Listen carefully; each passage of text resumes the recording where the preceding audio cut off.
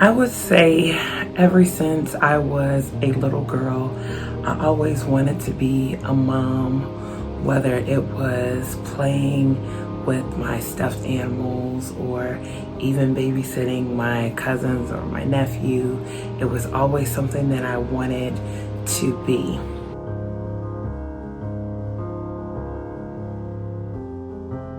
I was the youngest of 3 kids and definitely had my share of obstacles coming into the world.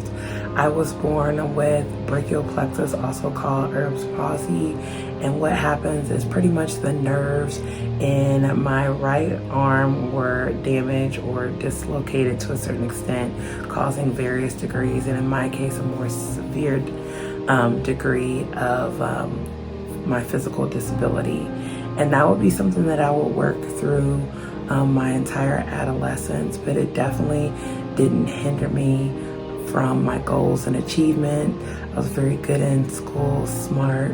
I participated in clubs and athletics, and truly just was determined that everything that a doctor told me might be a struggle or difficulty, I was able to overcome.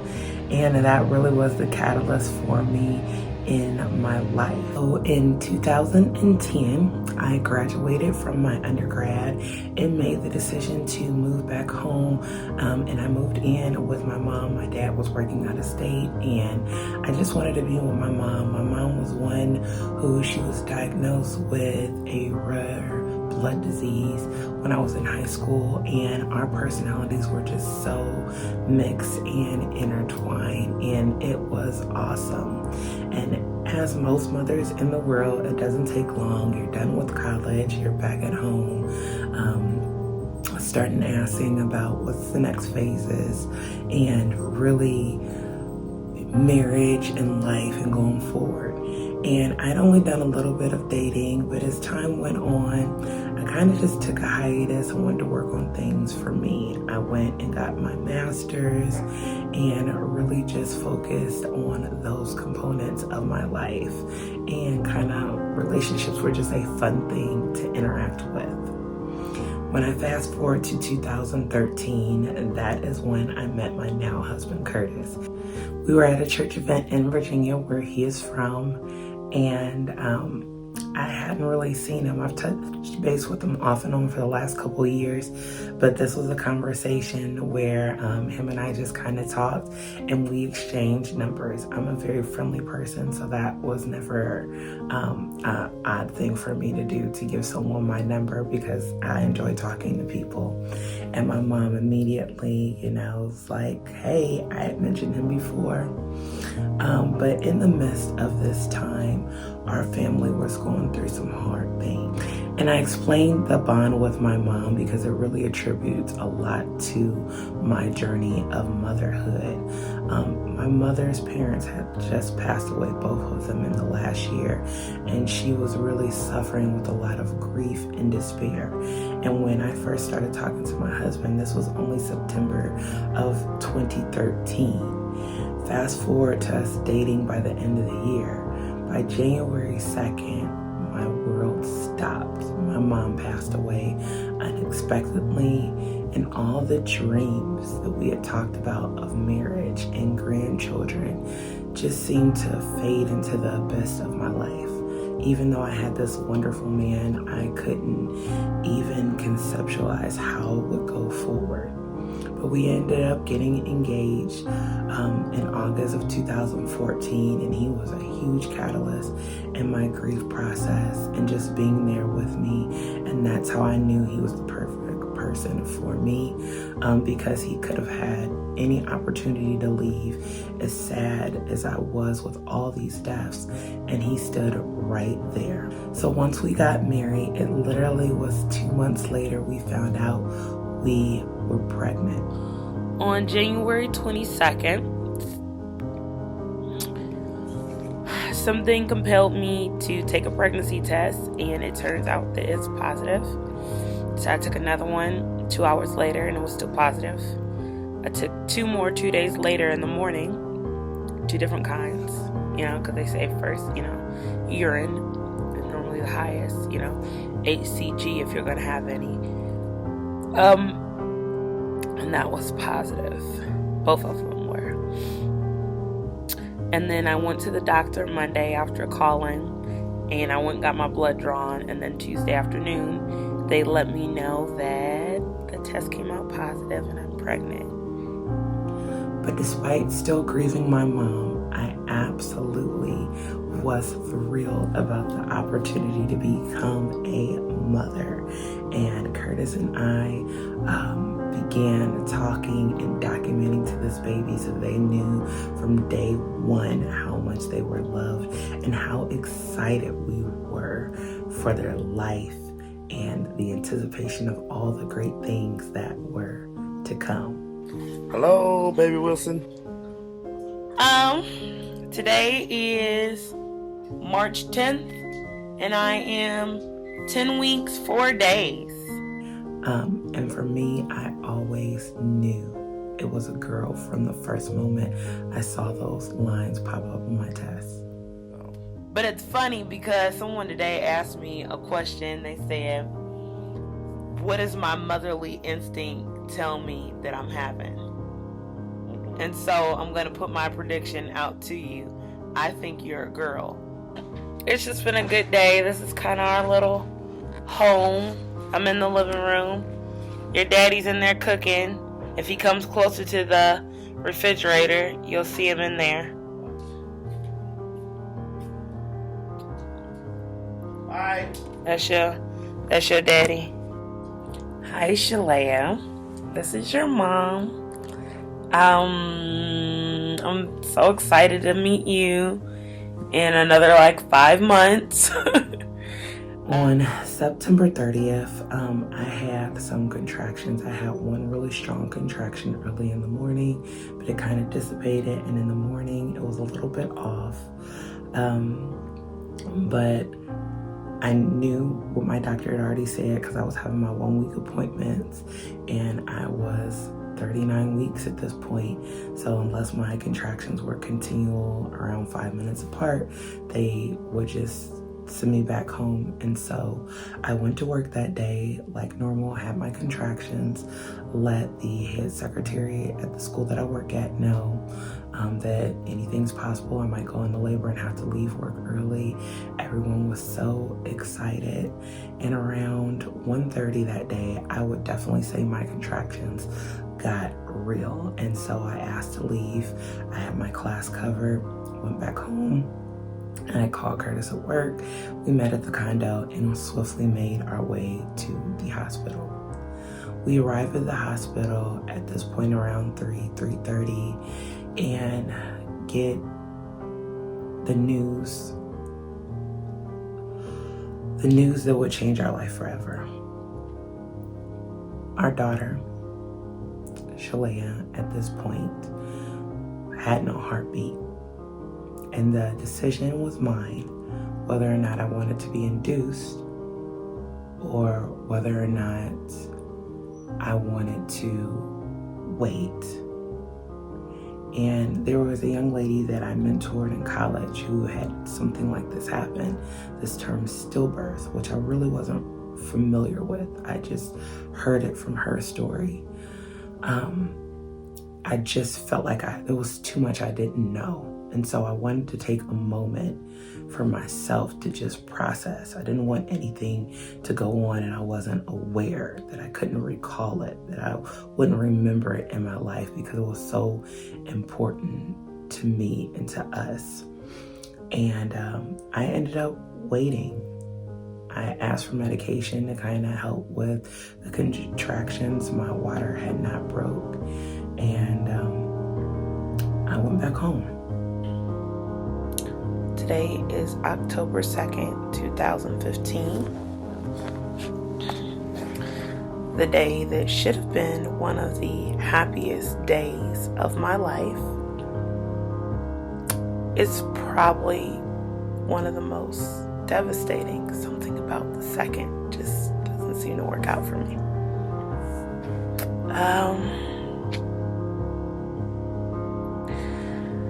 So I am currently 40 weeks pregnant. And 2 days ago, I had contractions, went to the hospital. Long story short, my baby has no heartbeat and has passed away. And I'm still carrying her until I go into the hospital Sunday and have my baby girl. If you don't believe me, there is my belly, still very much pregnant. I would definitely say those 3 days really shifted a lot in me. I was angry, I was upset, I was devastated.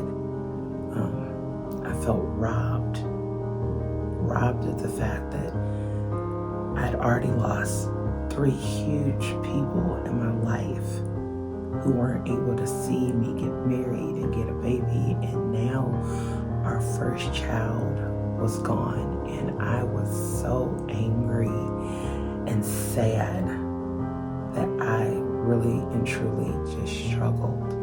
But through it all, I was able to deliver a beautiful daughter sleeping on October 3rd. And it is truly an experience I wouldn't wish on the worst person in the world. My heart was crushed to see this beautiful little girl who I would never take home. She would never use her nursery, her car seat, none of those things. And I needed time. I had been reading so much information, and I knew I was a mother. It said on the documents I was a mother. I definitely felt robbed of it. I felt like for 9 months I had this sense of protection and motherhood, and I felt like my body had betrayed me. The most typical thing people will say women, quote unquote, are made to do, I felt like I couldn't do it. I definitely felt like I allowed it to take a piece of what I thought I was and what I thought it would be.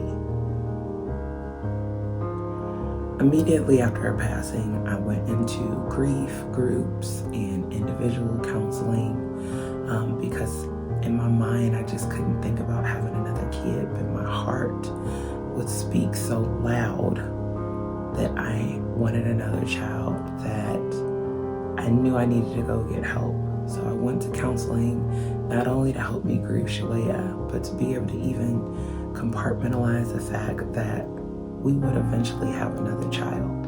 And that's always a difficult thing for parents to think about, because you don't want to feel like your child is replaced. You don't want to feel like you're moving on and they are stuck in that moment because their steps don't keep going in time. And so fast forward to February of 2016, I remember there was someone in grief group who was pregnant after their loss, and they had lost their first child. And one of the things they said is you really have to make sure you blend the fact that you're already a mother with the child that is coming. And that really stood out to me. I began to take ownership and speak more about my daughter. I had already made this video and posted it to YouTube of her journey, but at that point in February of 2016, I really began to speak my daughter Shalea's name into existence more, letting people know that she was going to be a huge part of my journey and my why as being a mother, that my children would know her, and that people who knew me would know her story and how it forever changed me and changed my desires and gave me a voice that I think I really did not expect to have, even in this channel. The main reason I started it was to document that pregnancy with her, and I would have never thought years later that that voice is still prevalent now in this journey. In April of 2016, we found out we were pregnant with Josiah and were over the moon. It was such an exciting time because we had been trying and we were grieving, and it was so much emotion in the household that to finally have a piece of joy just reset the mood. We were able to have moments of just excitement and hope again, because we had felt a little bit hopeless in losing her and weren't sure if we would be able to reconnect those feelings with ourselves and be able to smile again and be able to laugh again and be able to think about the idea of loving another child after her. But on November 21st of 2016, Josiah was born into the world, crying. Slowly his eyes opened, and it was a mixture of joy. The joy of having this beautiful baby that's alive, but also sadness that literally 13 months earlier, there was silence at birth. And I get the question a lot, how do you overcome? I would say that Josiah was a huge part in our healing. This idea of being a parent, I carried Shalea around everywhere with me in my heart, but now there was a child that kind of favored her, that was alive, that was dependent. And the very first day, I was emotionally overwhelmed with the emotions. But every day I would look at him and talk to him a little bit more and just be so appreciative that the love that I had for him, I felt like amplified. I felt like the love that I had for Shalea and the excitement about bringing her into the world. She was like a guardian angel that was with us, that was giving him so much life and enthusiasm and also making him a really sweet baby at the same time. I felt like in a way the universe had given us this gift to transcend a little bit of the essence that I felt like I had when carrying her and placing it in him. And I talked about her to him all the time from day one. And it really started transcending my mind that my journey, my ability as a mother was strengthened by her. My sense of protection and love truly got stronger because of one of my most tragic moments. And so when I found out that I was pregnant with Caleb, literally right before Josiah's birthday, I was so happy. The emotions I had had with Josiah seemed to dissipate. I was able to enjoy the pregnancy and enjoy watching my belly grow and think about the fact that we are blessed with another baby on the way. And that was very, very exciting for me and my husband. It wasn't something we were planning or trying to. And in July of 2018, out pops Caleb, sweet and angelic, born a day before my mom's birthday. So a day before my mom would have been 60 years old, Caleb pops into the world. So at this point, I literally felt like my mom and my daughter were fully engrossed in my mothering. Being a mom of two boys, I definitely feel like it is important to continue to, again, talk about their sister. My sons know that they have a big sister in heaven named Shalea. And it's such a precious thing. I remember the first time that Josiah said her name, and he said, "That's my sister."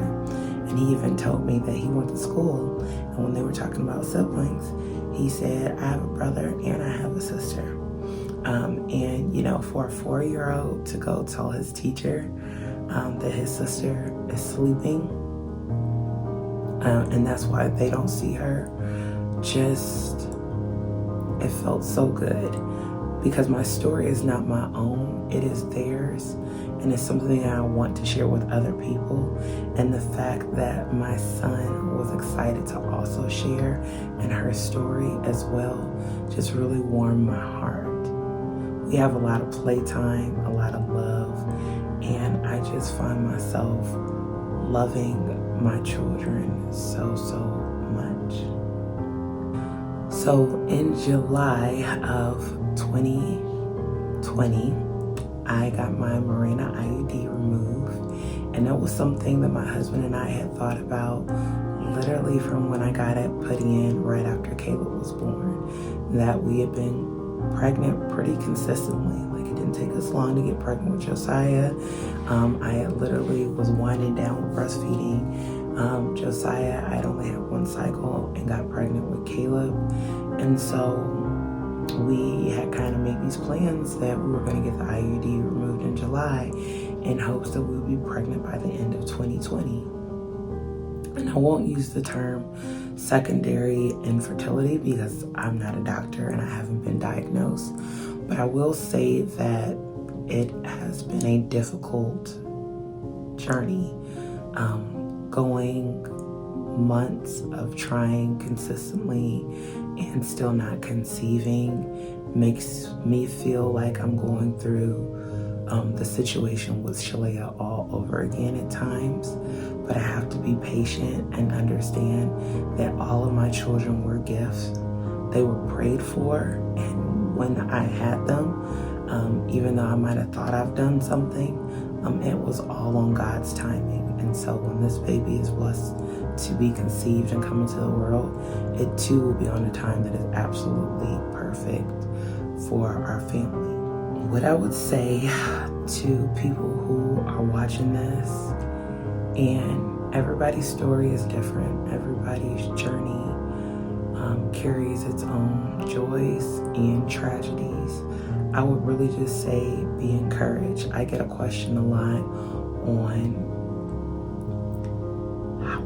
does it get better? I will say yes, and I would say some days it feels like it just happened all over again. Mother's Day is here, and I miss my mom, and I miss my daughter every day. But I know because of my journey, my mother helped prepare me to be a strong woman, a loving and caring, considerate mother, which is what I always had all the days of my life. And my daughter was the first person, and will always be, who made me a mom. She will always be my oldest child. And even though people can't physically see her with me, how I am as a mother, how my children are raised, the very essence of my motherhood, I attribute a lot of that to Shalea. And I am truly grateful that God granted me the opportunity to be her mom. Without her, I don't know if I would have had the same view, the same strength and tenacity to be able to be joyous despite what happens. I do not have to be a victim of my circumstances because I had a stillbirth. I can go on and share with other women and men and families that you still control the narrative.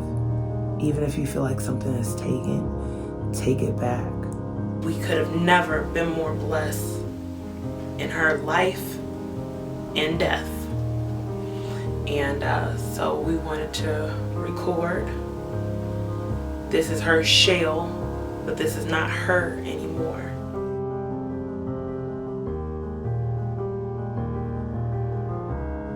Because we didn't just become parents the day that we had a child that lived. We became parents when we found out January 24th, 2015. And it was the best day. And our lives will forever be changed after that. we will forever be grateful. So I hope that you enjoy my journey to motherhood. I hope that you found some inspiration in it. It's something I wanted to do for a long time, and I hope that it blesses people who are in their grief or recovering, or maybe you just clicked on it because you desire to have a child or you're currently pregnant, and for that I say congratulations. Don't walk in fear. There was too many moments in my life where I was fearful about what was going to happen, even in my subsequent pregnancies with, Josiah and Caleb, but fear is just a mindset. I choose to embrace, enjoy every moment, the good and the bad, because overall the good always outweighs the bad. And the feeling of holding your child, no matter what, is one of the best feelings in the world. And loving them, and more importantly, them knowing that they are loved. There is no better feeling like it. So I hope you are blessed, that you enjoy this video, and I'll talk to you soon.